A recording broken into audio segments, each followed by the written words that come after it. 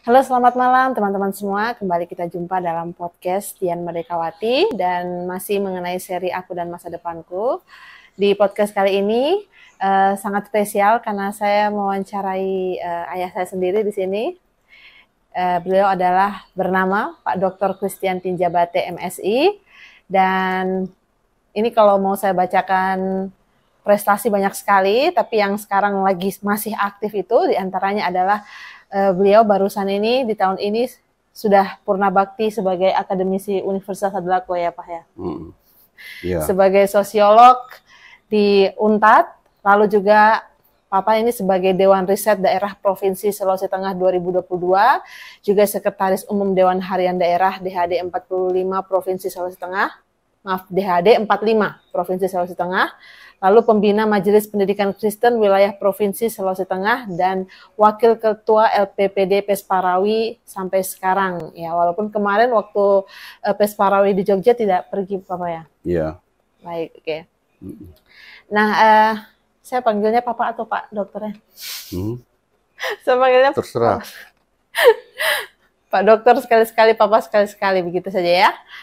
Oke, nah ini kan Papa karena ini kayak podcastnya ini supaya kayak teman-teman itu ada dapat pelajaran dari bagaimana memandang masa depan, begitu, belajar dari orang-orang yang berpengaruh.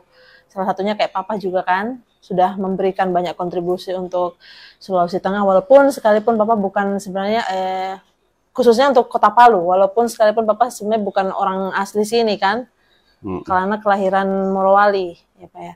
Oke, nah pertanyaan yang mau dibahas di podcast pertama ini adalah mengenai, kan dari Papa kan sebagai ini kan sosiolog ya di Universitas Adlako, sudah memberikan sumbangsi pemikiran banyak untuk daerah khususnya Kota Palu. Papa waktu dari kecil itu pernah tidak ini terpikirkan cita-cita jadi apa? Waktu Papa kecil itu ada cita-cita jadi apa begitu? Ya, baik ya. Selamat malam. Sebenarnya kalau mau menceritakan sebuah perjalanan hidup yang ternyata di akhir karir saya sebagai tenaga akademik itu dulu tidak pernah ada bayangan seperti itu. Tapi memang itu wajar saja karena kalau kita cerita sejak masa kecil, ya semua orang pasti akan memulai hidupnya itu di masa kecil, terutama kalau di dalam pendidikan, ya mulai di SD, SMP, sampai SMA. Tapi dan seterusnya itu tamat, baru kita ke perguruan tinggi. Tapi itu ceritanya kan kita tidak pernah tahu akan sampai ke situ. Karena di dalam proses perjalanan hidup itu kan biasanya ada banyak tantangan yang dihadapi, sehingga jenjang-jenjang itu ada orang yang sampai, ada yang tidak. Misalnya ada yang putus sekolah ketika SD, ada yang putus sekolah SMP sehingga tidak berlanjut, dan seterusnya. Nah, kalau pengalaman saya memang semasa kecil itu ya karena memang tugas kita itu waktu kecil itu memang harus sekolah, ya kita sekolah di sekolah dasar. Tapi di sekolah dasar itu sebenarnya kalau diceritakan bagaimana kondisi kehidupan pribadi saya dengan orang tua waktu itu, memang terus terang saja kalau kita lihat sampai sekarang itu sesuatu yang mustahil, bahwa saya bisa sampai sekolah mengenyam pendidikan di program Strata 3, program doktor di Universitas Gadjah Mada. Kenapa latar belakangnya itu? Itu karena ya tadi saya katakan, waktu kecil itu karena kehidupan orang tua memang adalah orang yang tidak berada, begitu, orang yang bukan punya kemampuan ekonomi, ya kita tentu pada waktu itu agak sulit memang ya untuk berharap bahwa dengan kemampuan ekonomi pada waktu itu kita harus bisa melanjutkan seterusnya.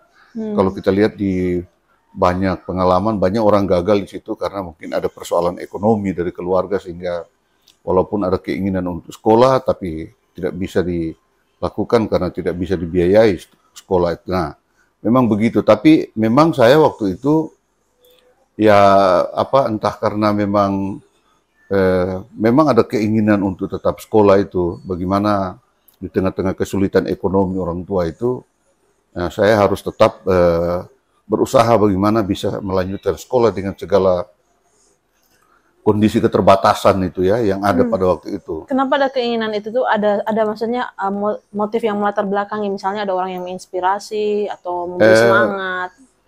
Tidak, waktu kalau kita bicara di SD itu, memang karena saya di sekolah itu barangkali karena yang selalu membuat saya punya motivasi kuat itu karena semasa kita sekolah itu kita ya termasuk salah satu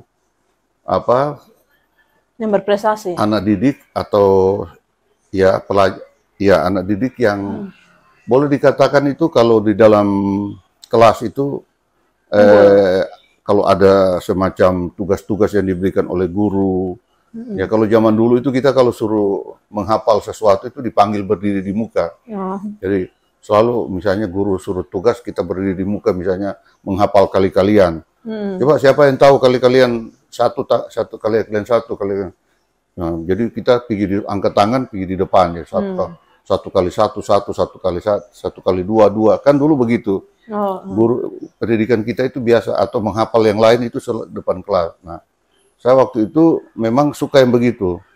Nah, kebetulan ya saya jalani itu dengan keterbatasan. Tetapi di usia ya memang kalau bicara hampir gagal itu hampir karena memang keterbatasan ekonomi. Tapi pada usia saya sekitar kalau sudah kelas 6 SD itu itu 13 lah. Itu sekitar 12, 13. Iya, usia sudah agak ya 12 13 tahun begitu. Saya kebetulan hidup bertemu dengan satu komunitas yang ada di daerah Lubuk Bangga itu. Komunitas-komunitas itu adalah komunitas yang hidupnya mereka di pantai sebagai nelayan. Jadi itu mereka itu adalah suku-suku dari Sulawesi Tenggara yang kita biasa orang sebut suku Buton.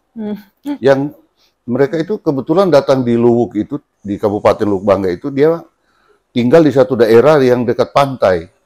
Nah, kebetulan saya waktu itu juga bertemu dengan salah satu anak yang dari komunitas itu. Lalu ketika kita berteman, ya waktu itu saya diajak ke tempatnya di rumahnya itu. Disitulah saya lihat ya karena waktu masih anak-anak waktu itu hidup mereka itu selalu di laut mencari ikan. Nah, saya ikut-ikut juga akhirnya mencari ikan itu. Ternyata mencari ikan itu sudah mata pencariannya komunitas warga masyarakat nelayan dari suku Buton itu dan suku Bajo. Ada satu daerah di daerah itu ada satu tempat yang bernama daerah Tanjung itu dulu sebelum sekarang sudah agak maju dulu itu daerah itu memang dihuni oleh komunitas itu. Nah, saya ikut bergaul di situ.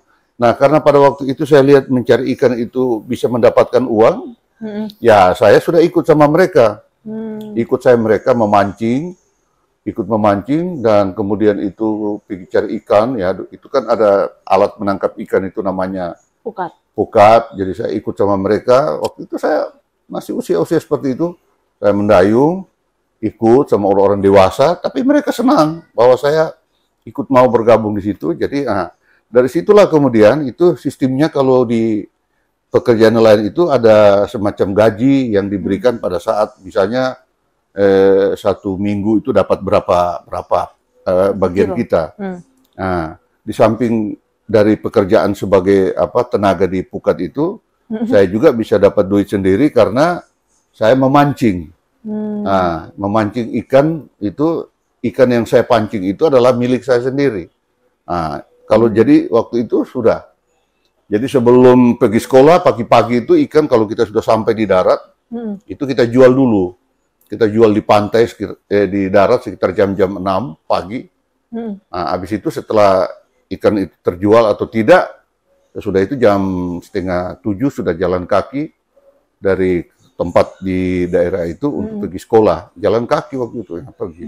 Jadi mulailah di situ saya bisa tertolong dari uang itu, dari pekerjaan itu. Dan itu berlanjut terus sampai saya tamat SD, tinggal di daerah itu, sampai saya tamat masuk SMP, dan sampai saya tamat SMA di daerah itu.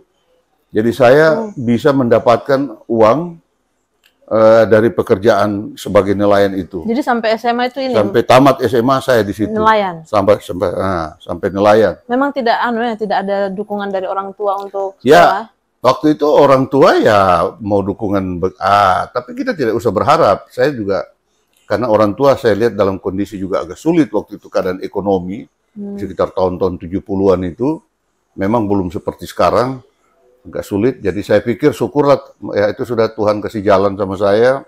Walaupun saya masih kecil begitu, saya pergi di tengah laut, ya itu kan pekerjaan nelayan itu sebelum dipukat itu dia malam-malam itu sudah harus pasang lampu di tengah laut. Jam berapa biasa start itu itu kan jaraknya dari darat itu tidak tahu berapa mili ke sana sih. Pokoknya daerah darat itu yang ada lampu sudah tidak kelihatan. Saya di tengah laut. Jadi di tengah laut itu saya harus bawa lampu strongking itu, lalu ada semacam di sana istilahnya rompong rakit. Nah di situ nanti saya membakar itu, menyalakan strongking itu. Lalu saya di perahu itu sambil mancing, itu sampai pagi. Ya, dari jam berapa biasanya? Saya sudah berangkat dari darat itu jam 4 sore. Jauh dayung, saya sendiri. Saya baru menyadari itu nanti saya pernah satu ketika sudah ada tugas ke daerah Banggai Kepulauan itu.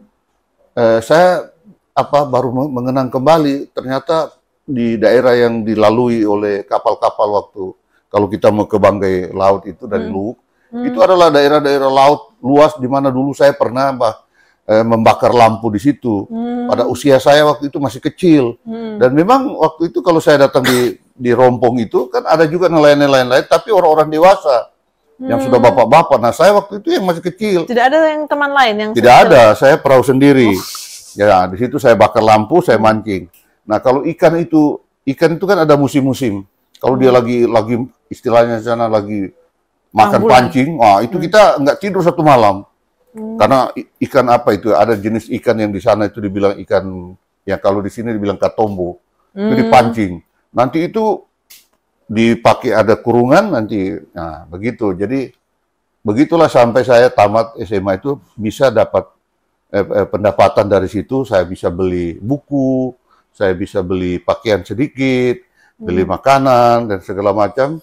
Akhirnya ya begitu, saya tamat. Nah, kan persoalan kita mau istilah kuliah itu tidak ada bayangan. Cuma saya dulu itu waktu di daerah saya itu ada salah seorang pejabat yang dia sekretaris daerah kabupaten. Itu kan seringkali disebut di radio. Ada radio kalau kita dengar sekretaris kabupaten namanya Bapak siapa itu ya. Dia bertitel BA. BA apa itu BA? Waktu itu istilah BA itu Bachelor of Art itu luar biasa, itu sudah dianggap sekolah paling tinggi. Jadi bayangan saya itu bagaimana mau sekolah BA itu biaya kuliah perguruan tinggi. Di situ saya berpikir sudah nggak mungkin. Nah sudah setelah saya tamat dari SMA itu kebetulan saya entah bagaimana harus keluar dari daerah itu.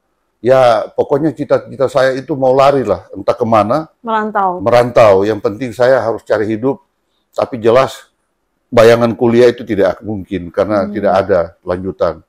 Ya, dan waktu itu saya kira di banyak orang di daerah itu orang merasa kalau sudah tamat SMA itu sudah top, sudah cukup. Mau lanjut perguruan tinggi itu belum menjadi apa waktu itu tahun-tahun itu, belum ada perhatian. Kalau tuh ada orang-orang yang sekolah itu hanya orang-orang tertentu. Nah, saya waktu itu berpikir mau kemana. Nah, tiba-tiba saya waktu itu kebetulan ada seorang bapak juga yang waktu itu karena saya waktu jadi nelayan itu kalau malam saya tidak turun ke laut karena di sana kalau lagi terang bulan itu ikan kurang terang bulan jadi kurang makan. Jadi kebetulan di daerah Lubangga itu kan ada kapal-kapal yang kapal-kapal barang yang datang itu kan nggak bisa sandar di pelabuhan, dia berlabuh di luar. Berlabuh di luar. Nah, itu awak-awak kapal itu biasanya mau turun ke darat. Iya. Nah, saya waktu itu ya seperti menunggu di bawah, istilahnya kalau sekarang itu ya, menunggu di bawah kapal itu kalau ada awak kapal mau turun jalan-jalan ke darat, suruh jemput mereka. Nak sini, muat. Nanti jam sekian, ya ambil lagi barang naik ke kapal. Kan pelabuhan di sana itu kalau sudah jam 6 sore sudah tutup, nggak ada lagi motor-motor yang milik pemerintah itu dari istilah sah bandar itu untuk pergi. Iya. Jadi makanya jasa perahu-perahu itu. Nah, salah satunya saya di situ. Menunggu, tunggu lagi kalau ada awak kapal mau turun. Nah, nanti dia kasih duit. Satu kali turun, balik lagi sampai jam 1 malam begitu. Nah, terus saya lihat orang kapal itu, hebat orang kapal ini ya. Pakaiannya waktu itu mereka namanya orang kapal, ya istilahnya itu bagus-bagus lah. Saya bilang, saya mau lari di kapal ini. Pikiran saya begitu. Nah, dan memang saya waktu itu mau cita-cita ikut di kapal. Waktu itu di daerah itu kan kapal-kapal dari luar negeri banyak yang datang ke daerah itu untuk mengangkut itu dulu kan ada istilahnya perusahaan-perusahaan kayu yang di daerah Kabupaten Banggai itu yang menebang pohon, lalu pohon-pohon itu dibawa ke luar, dimuat oleh kapal-kapal itu, kapal-kapal luar negeri. Tapi di kapal luar negeri itu ada ada dia punya awak kapal orang Indonesia. Karena dia punya pekerja-pekerja tenaga di kapal itu kebanyakan orang Indonesia. Jadi ada istilahnya itu koki yang bagian dapur itu orang Indonesia. Jadi saya kenalan dengan dia itu waktu dia turun-turun itu. Oh iya. Nah, saya tanya, Mas bisa ikut nggak? Dia bilang bisa. Kamu mau kemana? Saya bilang enggak lah, pokoknya saya mau kemana saja. Nah, pokoknya sudah, saya mau kemana saja begitu. Oh ya, enggak apa-apa. Kalau mau ikut, saya bilang sudah. Pokoknya saya nekat. Entah dia mau bawa saya keluar mana, mau keluar negeri, mau jadi kerja di kapal, pokoknya saya mau keluar. Itu saja, karena sudah nggak ada harapan lagi mau tinggal di daerah itu karena sudah selesai sekolah dan tidak mungkin. Tapi ya sudah seperti itu ketika kapal itu dari kabupaten itu dia singgah di kabupaten di Poso ada kabupaten untuk mengisi air. Saya turun di darat itu dengan mas yang di koki itu turun di pelabuhan. Nah, di situ saya nggak tahu itu ada orang yang kenal saya karena itu dia lihat saya itu tuh waktu itu dia langsung panggil nama saya. Dia bilang, dia bilang, Bu, saya punya nama waktu dulu itu waktu kecil saya dibeli nama oleh orang tua dan tante-tante saya itu dipanggil Boy. Nama kecil Boy. Itu nama hari-hari, tapi nama resmi itu Christian. Jadi dia panggil, Kak Boy, ya.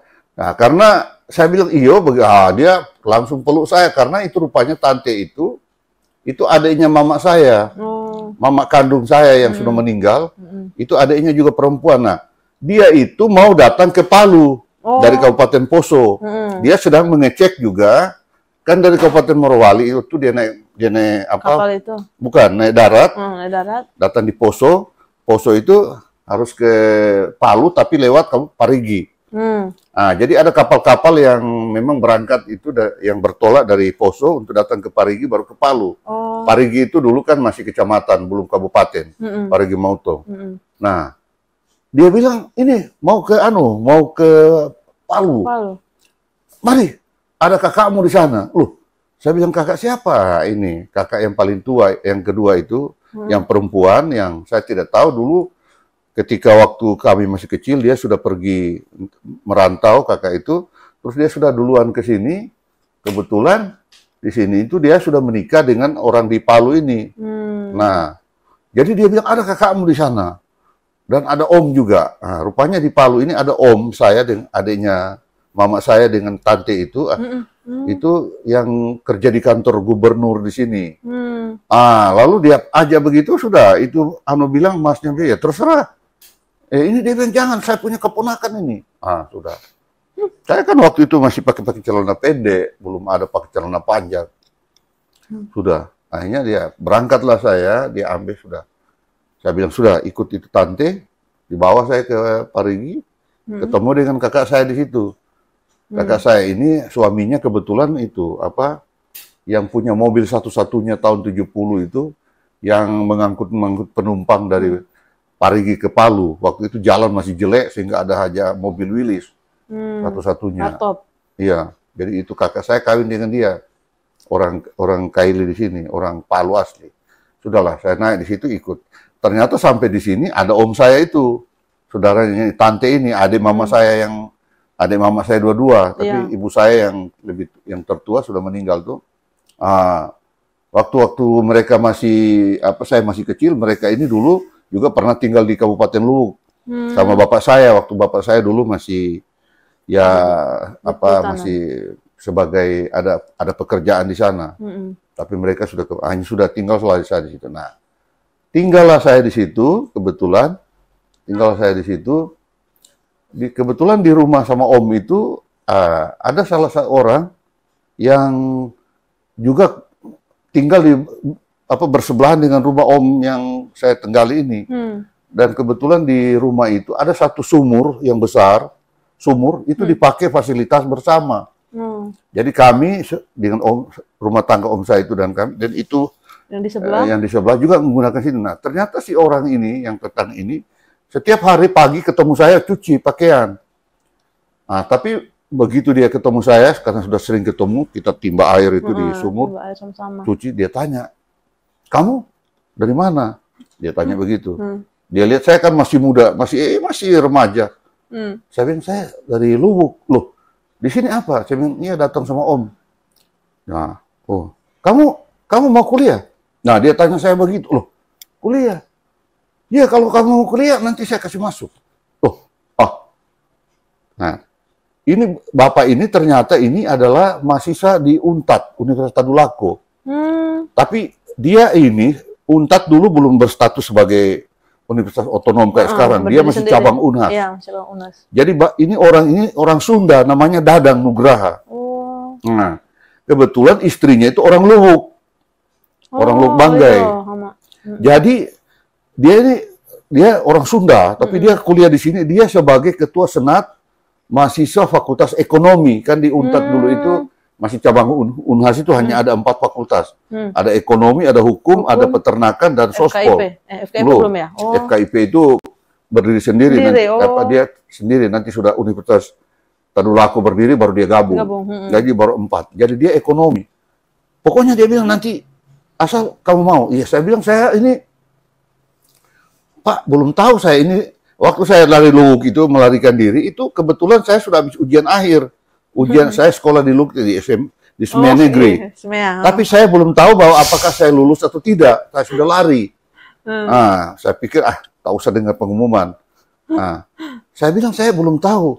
Sudahlah, pokoknya besok ikut saya ke kampus. Nanti minta dulu kasih berita di Luwuk. Bagaimana kamu? Kalau misalnya lulus, minta surat keterangan saja. Sementara, oh iya, sudah. Sudah, saya ikut dia pergi. Wah, pergi. Kebetulan di sana sedang menerima mahasiswa baru ya. Kok pas-pas? UNTAD dulu itu, perguruan tinggi dulu itu bukan kayak sekarang, sudah seleksi masuk. Dulu itu mahasiswa yang dicari. Masih cari. Karena orang dulu itu kan namanya kuliah itu belum terlalu perhatian. Iya, dianggap belum terlalu penting. Iya, orang anggap SMA sudah top. Mau kuliah itu kan hanya orang tertentu. Nah, ya. Sudah, dia bilang, ini jatuh saya daftar. Nah, sudah, saya kirim surat di Luwuk sama tante. Kebetulan ada tante itu yang guru SMA di sana. Saya bilang, tante coba tolong dulu cek saya punya apa saya lulus atau tidak. Kalau saya lulus, tolong bikinkan surat keterangan. Lulus sementara sebelum ijazah keluar, karena saya mau kasih masuk di UNTAD itu. Diberitahu, lulus. Keterangan, bawa sudah. Saya waktu itu mulai pelonco di UNTAD, cabang UNAS. Saya masuk, dia kasih masuk saya. Dikasih masuk di UNTAD itu, sudah. Disitulah setelah saya kuliah itu, saya selalu cerita ini pengalaman sama orang-orang. Setelah saya lihat saya punya perjalanan hidup, ternyata saya tidak tahu mau jadi begini. Maksudnya begini, dulu waktu kita mulai kuliah itu, saya waktu itu di Sospol tuh, memang di Sospol saya. Waktu itu Sospol itu masih, kalau selesai masih BA juga, karena dia belum bisa melahirkan S1. Kalau mau lanjut S1 ke Unhas. Oh, Tapi begitu. di sini di Sospol itu karena masih cabang, Untat itu Masih dia BA. sampai BA saja. Oh. Kalau Sospol BH, kalau hukum SMHK, kalau ekonomi apa itu? BE, apa Bachelor Economics. ekonomi itu pokoknya setiap mau melanjutkan S1 harus ke Unhas. Nah, jadi kuliahlah saya di situ sampai saya dapat BA. Tamat saya sarjana muda. Nah, tapi ada satu cerita yang penting. Berapa tahun itu BA itu? Wah, kalau dulu itu kan kuliah itu tidak jelas karena tidak berlaku sistem DO. Oh, jadi Pokoknya mahasiswa dulu itu ada istilah mahasiswa kambing tua. Mau 10 tahun dia di situ tidak ada di DO. Nanti habis itu nanti pelonco baru balik lagi, habis itu hilang. Tidak ada kayak sekarang kan di DO. Kalau dulu tidak ada. Jadi saya tuh Jadi Papa BA berapa tahun itu? pokoknya saya merasa itu ketika saya masuk dari tahun 76, saya kuliah di sana, saya tamat itu BA 82. 82. 76, 76, 76, 78. Iya, 82. 82. 6 tahun itu? Ya, 6 tahun. Apalagi dulu ada pertambahan semester yang ditambah 1,5 semester dulu itu. Ada dulu kebijakannya Menteri Daud Yusuf itu. Diperpanjang itu semester. Nah, jadi saya waktu itu sudah. Ada sesuatu yang penting? Jadi di situ saya waktu pertama kuliah itu ada dosen pertama itu, dosen senior di yang dia tokoh agama juga itu namanya almarhum itu ya Rusdi Toana. Dia dulu itu dekan Sospol, sekaligus dia membawa mata kuliah. Waktu itu saya jurusan ilmu administrasi negara. Waktu BA, belum ada sosiologi waktu itu. Nah, itu yang saya pegang kata-kata itu, sampai itu yang selalu saya cerita sama banyak orang. Bahwa memang apa yang berkesan itu, sampai itu yang saya jadikan motivasi bagi semua adik mahasiswa-mahasiswa yang saya ajar. Ketika mahasiswa itu sering bertanya, Pak, kami ini sudah Pak setengah mati Pak, kami ini nanti kalau lulus apa lapangan kerja susah apa segala macam. Jadi begini, saya bilang kamu tidak usah pikirkan itu, ya bahwa itu soal apa kamu punya rezeki itu Tuhan yang saya ini contohnya. Maksud saya begini, dia bilang begini tuh dosen Dekan senior tadi. itu, iya. Kamu walaupun kamu nanti sudah belajar sampai pintar, ada 3 hal yang kamu tidak bisa tahu. Nah, apa itu? Itu yang saya pegang. Soal rezeki, jodoh, dan kematian. 3 hal itu kamu tidak akan tahu. Itu rupanya itu setelah saya jalani hidup ini, oh betul ya setelah saya temukan. Maksud saya apa yang saya jalani sekarang ini, saya kan tidak pernah tahu mau apa jadi dosen, apalagi dapat beasiswa pergi sekolah sampai S3 di tengah-tengah kesulitan itu. Saya dulu cuma berpikir, datang di Palu ini, kebetulan kakak saya itu memang dia kawin sama orang yang punya mobil banyak, yang jurusan Palu Parigi. Dia banyak, apa waktu itu kan mobil yang top itu cuma hardtop dengan, belum ada Kijang. Jadi saya sambil kuliah itu, sudah kuliah kan, ya butuh juga uang SPP. Waktu kuliah. Dari mana lagi duit itu? Harap om ini, aduh, saya di rumah itu tinggal sama ini om, ini luar biasa juga. Harus kerja. Iya. Akhirnya saya putuskan untuk lari dari om itu, saya tinggal sama teman, saya berkenet mobil. Sama ipar saya itu, kakak saya punya suami. Saya jadi kenek mobil di situ sama dia. Kenek mobil, sebagai mahasiswa sudah kuliah, tapi saya kenek mobil juga. Nah, itu tahun-tahun pertama itu. Tapi setelah saya selesai BA, sudah selesai BA, nah kebetulan, jadi itu tadi cerita 3 hal yang kamu tidak tahu.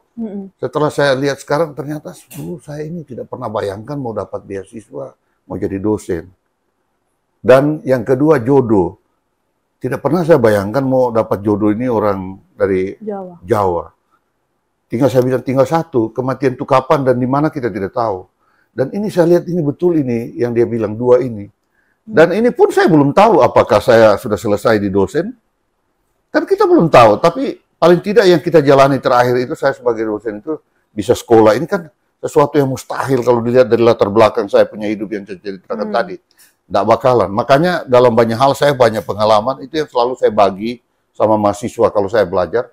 Saya kasih kuliah, Karena apa yang saya alami itu ternyata cuma satu kuncinya, kemauan keras, ya, kemauan ya tentu saya bilang di semua agama itu mengajarkan kita untuk selalu berdoa, ora et labora.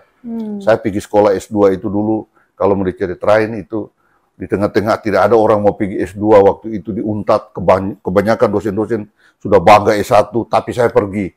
Mereka tertawai saya, dia bilang, tidak usah pergi sekolah Pak, untuk apa juga pulang, tidak ada juga perbedaan gajinya. Mau S1, S2 sama saja. Waktu itu memang di pegawai negeri memang tidak ada istilah kayak sekarang ini S1, S2 berbeda. Dulu yang penting itu orang bilang golongan kasih naik, mau pangkat, mau gelar S2 atau apa. Dan Tadulako waktu itu belum ada S2-nya, ya, S2 waktu itu. Kebetulan setelah Unhas ini lepas dari Unhas, kan Pak Matulada rektor pertama itu dia bawa, karena memang alumni Tadulako belum ada, ya terpaksa dia harus bawa orang-orang dari Unhas jadi dosen di situ. Kebanyakan itu S1. Nah, saya waktu itu juga sudah begitu, tapi itu nanti, nah jadi itu cerita. Jadi waktu saya kuliah itu, saya jadi kenek. Nah, sampai saya selesai itu BA, nah, lalu ke BA, saya pikir sudah tambah semangat saya mau kuliah ini, dengar-dengar ada S1, doktoral istilahnya waktu itu. Di mana itu? Ke Unhas. Aduh, saya bilang ke Unhas ini bagaimana caranya saya mau ke Unhas? Saya belum tahu daerah itu. Tapi untung waktu saya kuliah di Unpad itu, saya masuk resimen mahasiswa.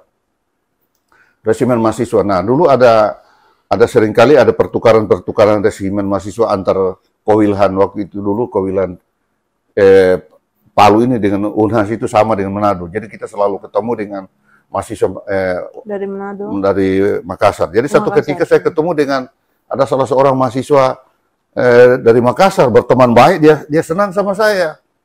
Dia bilang kalau kau mau ke Unhas nanti saya urus kau kalau mau masuk di sana. Dia kebetulan kuliah di Unhas, namanya. Aduh, baik sekali itu teman saya itu. Nah, dia bilang nanti saya urus, nanti tinggal saja di rumahku. Saya punya rumah, dia bilang besar, tidak ada teman saya. Saya ini anak sendiri. Oh begitu, karena kita sering ketemu, hanya saya pergi. Nah, dia urus ke sana itu, urus ke sana, saya pergi ke Unhas. Nah, di Unhas itu sudah ada dosen-dosen senior ini yang mahasiswa senior yang lulus duluan, yang sudah kuliah di sana, seperti Profesor Anu Laila. Sudah ada duluan mereka di Unhas. Seperti siapa lagi itu, Erna Tenge. Sudah ada mereka duluan di Unhas. Tapi saya kan lambat, tapi teman saya yang urus. Sampai saya di Unhas, aduh situasi sulit di Unhas ini, bagaimana ya, saya cuma tinggal sama orang ini, tidak mungkin dia mau biayai saya. Mau naik mobil juga tidak mungkin. Akhirnya sudah. Untung sekali itu tiba-tiba Unpad Universitas Tadulako ini melepaskan diri dari Unhas. Berotonomi sendiri. Dia berdiri sendiri untuk bikin S1. Rektor pertama Matulada tahun 80. Memang waktunya pas itu. Iya, tahun 82. 82 yang waktu Bapak lulus kan? Iya. Nah, sudah. Syukur Unpad buka. Saya bilang kalau dia buka Unpad ini sudah S1 langsung, biar bagaimana saya bisa cari pekerjaan di Palu lebih. Saya sudah kuasai itu. Begitu berdiri saya pulang. Saya lah mahasiswa doktoral istilahnya waktu itu dengan teman-teman lain itu yang dibuka sudah pertama kali Unpad itu sudah langsung S1.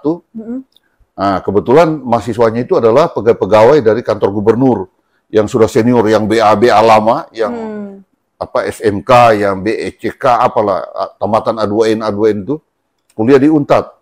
Nah, ketemulah saya di situ dengan bapak-bapak itu. Saya lah salah satunya mahasiswa yang waktu itu tergolong paling muda. Karena semua sudah senior, sudah dapat duit. Celakanya waktu itu, karena dia masih menggunakan dosen terbang, biayanya tinggi. Jadi setiap mahasiswa itu ada biaya yayasan. Aduh, gawat lagi saya ini, gimana caranya ini. Kembali lagi saya naik mobil. Naik mobil sama ipar saya itu. Ini ipar ini, tapi saya nggak mau makan gaji buta. Dia orangnya nggak mau, dia tetap kau kerja, baru kau dapat gaji. Oh ya, oke lah. Nah, saya naik mobil itu digandengan, bukan naik mobil yang di dalam mobil. Karena hardtop itu pakai gandengan itu muat barang, saya berdiri di situ. Itu jurusan ke Parigi Mautong ke sana sampai ke Mautong itu. Jalan masih sulit. Kenapa harus ada kenaik? Itu tugasnya apa itu? Tugas kenaik itu ya mengangkat barang kalau misalnya ada penumpang turun, kalau misalnya mobil itu mau naik lalu dia mau mundur harus cepat ambil ganjelan, Iya. taruh di ban, Turun. jangan dia turun. Pokoknya itu kenaik itu sudah begitu deh, sumpahnya kenaik itu. Nah, tapi saya jalani dengan semangat karena waktu itu saya merasa saya mahasiswa doktoral, ada kebanggaan Bu. Waktu itu kan melihat orang kuliah itu kan waktu zaman itu baru mau S1 ini kan, BA. Wah kenalan, woi dokter. Untung biasanya saya itu tertolong oleh bapak-bapak itu karena mereka pegawai. Jadi kalau misalnya sudah mau masuk biasa dosen itu ada diktat, bikin diktat ya. Satu orang sekian. Oh mau ambil uang dari mana tiap hari begitu diktat? Nah. Karena saya masih anak-anak dilihat waktu itu, ada yang, ayo ambil deh, nanti bapak yang bayar. Tapi saya tugasnya itu menjemput dosen. Kan dosen itu tiada kendaraan dulu. Gitu. Pakai mereka punya motor, saya jemput, antar pulang. Jadi bapak yang suruh-suruh? Iya, saya disuruh. Kasih bersih papan. Iya. Nah, itu di Buminyur. Tapi tidak apa-apa, saya anggap saya masih muda kok. Iya. Masih betul-betul masih di Untat yang di BNS, dekat BNS itu Buminyur ya? ini, udah. Jadi saya punya letting itu sampai sekarang itu yang kita dulu itu tinggal yang baku bawah. Yang baku bawah yang menderita di pinggir jalan dulu waktu kuliah belum jelas dulu itu waktu S1 itu Samsul Rizal, Tombolo Tutu, Bupati Parigi Motong, Ale Bantilan, Bupati apa itu Toli-Toli, Kasman Lasa, Bupati Donggala. Mereka ini sama kita dulu itu kalau Somalam. Satu letting itu ya? Satu letting. Iya, kalau Somalam itu artinya dulu itu karena kuliah waktu BA itu, ya namanya anak muda dulu kan belum seperti sekarang ada alat-alat YouTube, ada musik-musik di. Dulu semua harus tumpah di jalan. Hiburan di pinggir jalan. Karena tidak ada tempat di rumah tuh, jadi kita harus keluar ketemu gitu. Nah, jadi sudah, saya begitu sudah. Hanya selesai, saya sudah dapat itu, dapat uang, bisa biayai sampai KKN, sampai saya lulus alumni pertama Universitas Tadulako tahun 84. Alumni pertama Universitas Tadulako S1 saya dengan teman-teman lain tahun 84. Diwisuda oleh Dirjen Dikti waktu itu, datang kalau saya tidak salah Pak di Buminyur. Nah, sudah. Sesudah saya itu, belum saya jadi dosen belum. 87 awal. Wah, saya ditelepon dari Untat, rupanya itu dosen-dosen yang dulu itu ada yang pernah mengajar saya di S1 itu. Dia tahu, dia pernah bilang, lebih baik kau masuk dosen. Kau punya bakat, dia bilang begitu. Ada bapak itu yang, saya punya pembimbing, sudah almarhum dia kayak Pak Berdus. Dia kan selalu lihat, kalau dalam diskusi kelas tuh, karena saya sudah pengalaman di lapangan, penyuluh, jadi kalau berdebat itu, dia bilang, bagus nih. Kok ya, aduh Pak, belum, saya jadi pegawai sudah. Begitu ada kendala begini, tiba-tiba Untat buka, diumumkan Universitas Tadulako membuka kesempatan bagi tenaga-tenaga yang berminat akademik. Wah, sudah. Saya pergi, saya lihat, begitu saya sudah keluar, saya punya CPNS, masih 80%, sudah dikasih jadwal mengajar. Nah, habis prajabatan, dari 88 itu, 88, 87, 88 saya 100%, sudah PNS. Sudah PNS. Sudah mengajar. Tiba-tiba masuklah surat dari Gajah Mada. Siapa yang mau, dulu ada istilahnya orang yang mau pergi S2 itu, ada pra S2. Pra S2. Jadi datanglah di Untat itu. Saya lihat ini belum lama mengajar. Saya bilang sudah, saya ikut. Terus tahu dekan, oh iya silakan kalau mau ikan baru pra ini tuh, sudah saya ikut. Pergi di Jogja, tahun 88. Itulah pertama saya ketemu ini, Maitua. Karena dia waktu itu juga baru selesai di Gajah Mada, rupanya dia S1 di sana. Iya, karena kita waktu itu kan masih bujang berangkat, ketemu di kampus, sudah. Nah, 88 saya sudah ke Jogja. Nah, pulang saya 88, saya menunggu 89, ya, belum ada panggilan. Tahun 90 datang panggilan. Sudah boleh S2. Nah, jadi habis 88 tuh balik lagi ke Palu? Iya, balik. Menunggu kan suruh, itu ya? Iya, kan 6 bulan tuh.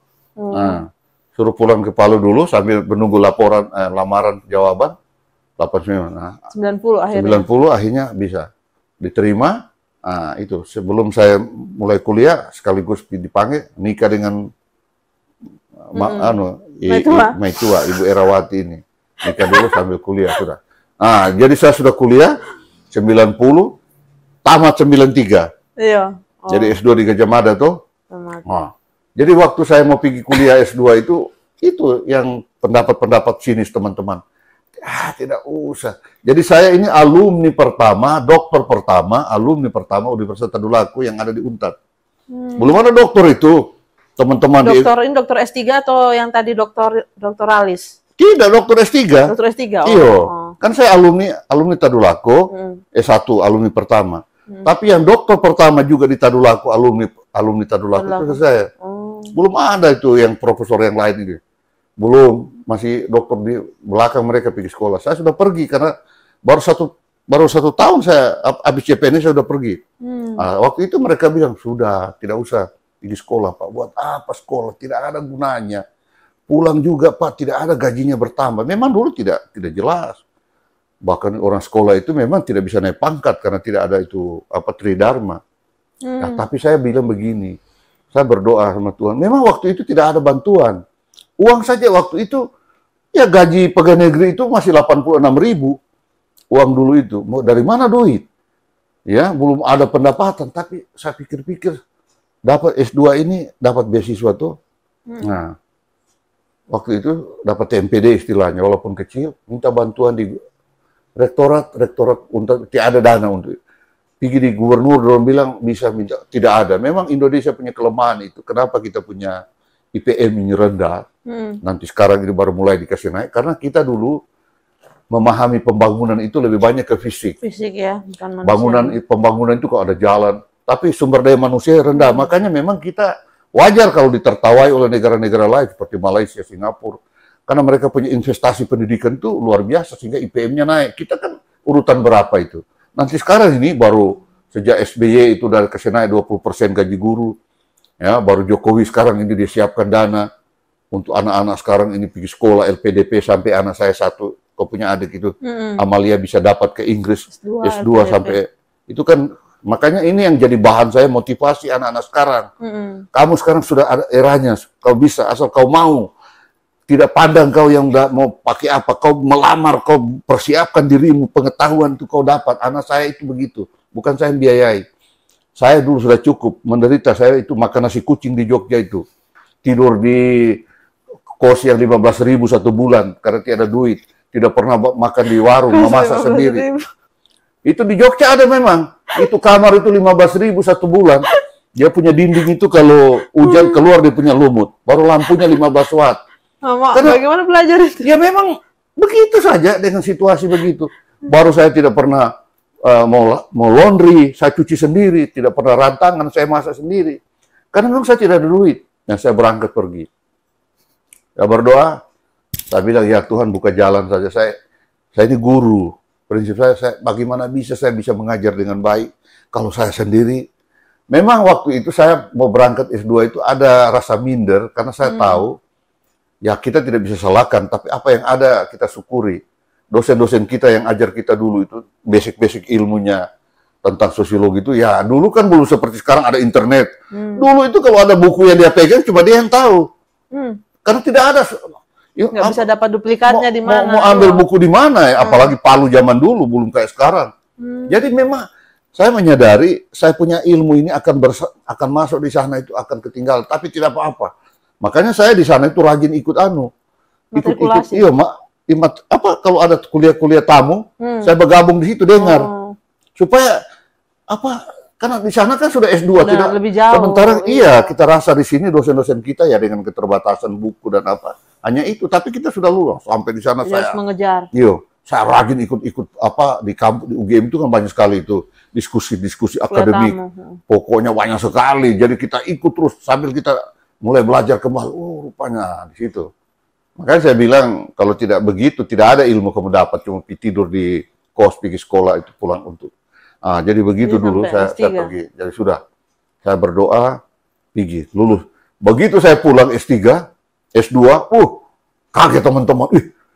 Ini ceritanya mau masuk di Gajah Mada ini kan, waktu itu Gajah Mada itu image-nya kurang bagus di banyak orang di dunia kampus karena dianggap itu universitas feodalisme. Karena universitas itu jangan main-main karena dia dianggap feodalisme, tidak ada angka A, entah itu berguru atau tidak. Di UGM itu tidak ada A, itu hanya untuk Tuhan. Entah itu betul atau tidak, tapi memang saya rasa betul. Saya masih dapat waktu di S3 itu, terakhir saya di Senat Universitas ketemu dengan guru-guru besar yang memang itu. Sesudah kasus itu saya baru kembali sesudah itu mereka pensiun, barulah anak-anak muda yang sudah tercerahkan ini sudah terjadi perubahan mindset, barulah Gajah Mada ini dia punya dosen tuh boleh. Kalau dulu istilah saya, jangan kau pikir biar dia taruh itu HP di sini 3 biji, jangan coba-coba kau SMS atau kau telepon sama dia kalau dia tidak bilang emangnya aku mbahmu. Itu memang feodalisme ada. Nah, itu dulu Matulada, dia kan guru besar, jadi dia tahu. Dia larang, jangan kau pergi di Gajah Mada. Setengah mati kau akan masuk dan kau akan keluar. Tidak bisa, tidak usah. Saya bilang begini, Prof. Saya akan coba saja, saya akan berusaha. Ya sudah, kalau kau mau, kan ini waktu mau ke S3 ya? Iya. Oh, lanjut S3. Mau S2, S3. Oh. Dia tidak kasih. Oh iya. S2 kan harus ada izin rektor itu. Rektor, iya. Ketemu dengan dia. Dia punya pengalaman itu Gajah Mada begitu, tapi sudah. Sudah. Sebenarnya saya sebelum melanjut ke S3 itu, saya dulu karena semangat kuliah itu, saya dengan ada teman satu itu namanya Pak Darwis, kita orang bersemangat kalau bisa mau cari ke luar negeri. Kan dulu akses untuk mendapat informasi belum sekarang bisa kontak langsung lewat ini. Dulu kan kita hanya baca di katalog itu, cari nama-nama universitas di luar negeri, baru kita menyurat pakai surat dikirim itu dibalas. Nah, sempat saya dapat di Jepang. Ada salah seorang profesor di sana, saya kirimi bidang studi itu, dia balas segera berhubungan dengan kedutaan besar dan Anda segera kirim, dia bersedia. Nah, waktu itu saya sudah pernah satu ketika saya setelah pulang S2, saya diminta oleh Profesor Sayogyo dari YAI Bogor untuk membantu penelitian dia tentang metode PRA, bagaimana mengenali karakter orang miskin itu untuk membantu mereka sesuai dengan kebutuhan mereka. Pak Sayogyo ini dari IPB Bogor. IPB. Iya, karena dulu dia Bogor. Itu sering diundang dari dosen tamu di UGM membahas masalah kemiskinan. Kok bisa dia kenal Papa itu bagaimana ceritanya? Tidak, dia waktu itu proyeknya dia minta di Universitas Tadulako tolong cari orang-orang yang magister yang bergelar ini magister. Kalau yang sosiologi itu dia akan berikan tugas untuk membuat profil orang miskin dan bagaimana membuat metode supaya bantuan orang miskin sesuai dengan apa yang mereka butuhkan. Tapi kita disuruh bikin laporan karakteristik orang miskin itu. Nah, kebetulan Papa kena di situ. Dipilihlah Papa satu. Ini sudah pulang S2? Sudah pulang S2. Tapi belum S3? Belum. Nah, belum. Tapi sudah ada itu sudah ada itu surat S3 yang dari universitas di Jepang itu. Oh, yang dari Jepang. Retsumeikan University. Sudah simpan. Sana pergi. 6 bulan dikontrak. Nah, kebetulan dari semua dosen-dosen yang terlibat itu dengan tugas, kan ada berapa bidang. Papa itu profil orang miskin suruh bikin buku, menceritakan tentang bagaimana aktivitas ekonomi yang dia lakukan di situ, dari mana modal dan apa yang mau dilakukan. Ada yang bicara soal jadi dari segala macam dosen-dosen itu, ya itu tadi, banyak yang bermasalah, dalam laporan tidak selesai. Kebetulan Papa punya selesai. Kan selalu dia yang jadi Dorong yang tidak selesai ini sama-sama yang diuntat juga? Iya, ada yang dari pertanian, ada yang dari ekonomi, yang magister. Kalau Papa sosiolog, kalau ekonomi dia bahas masalah aset. Yang di pertanian apa? Papa itu tentang orangnya. Bapak sosiologinya kan? Jadi, begitu dia lihat Papa punya, dia terima, sudah. Dia langsung terima, kebetulan ini hasil ini mau didiskusikan di Bapeda, provinsi. Langsung waktu itu kan ada kontrak di situ, honor akan diberikan apabila semua pekerjaan selesai. Jadi karena Papa punya ini, selesai laporan, jadi dia bayar. Itu dulu belum ada rekening pribadi. Dia kirim lewat rekening untat. Dikira itu uang itu untuk semua teman-teman.